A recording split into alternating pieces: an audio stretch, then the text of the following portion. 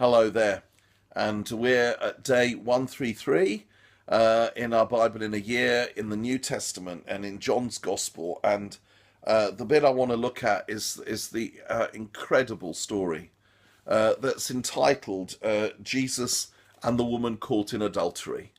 And the religious people, they bring a woman who they find somehow in the very act of adultery. Notice they don't bring the man, they bring the woman. And they throw her in front of Jesus. And they're trying to catch him out because there's the Jewish law, the Old Testament law, that says certain things. And they're trying to say you break the law or what, and all of that. And they say to him, it says in the law, that we're to stone to death a woman caught in adultery. What do you say? And there's Jesus, who comes to show God's love and mercy and forgiveness, and not to condemn, but to forgive and to restore. What does he do? He says, let the person, it does say that in the law, absolutely right. And I've not come to abolish the law, but to fulfill it, he says in another place. And then he says, okay, let the person without sin throw the first stone. And then he kneels on the ground and he writes in the dust, in the sand. Now, no one knows what he writes, but many of us suspect that he may have been just writing out in the sand their secret sins.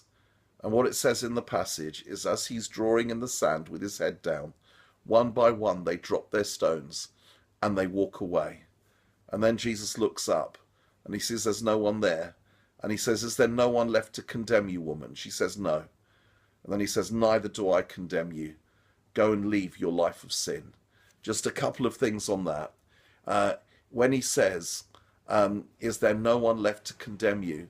And she says, no, sir. She was wrong, actually, because there was one left to condemn her. And that was the only one without sin. And that was Jesus. And the only one who had a right to condemn her chooses not to. He chooses to forgive her, and he chooses to give her another chance. And that's God. God is the only one with the right to condemn us.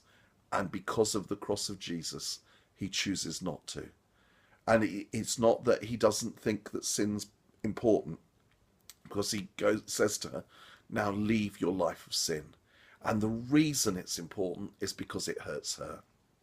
It's because sin kills us. And God loves us. And the last thing I'll say on this, we know this as the story of Jesus and the woman caught in adultery. Wouldn't it be a more accurate title to call it Jesus and the men caught with stones in their hands? Because that's what it was. Let's go for it today. See ya.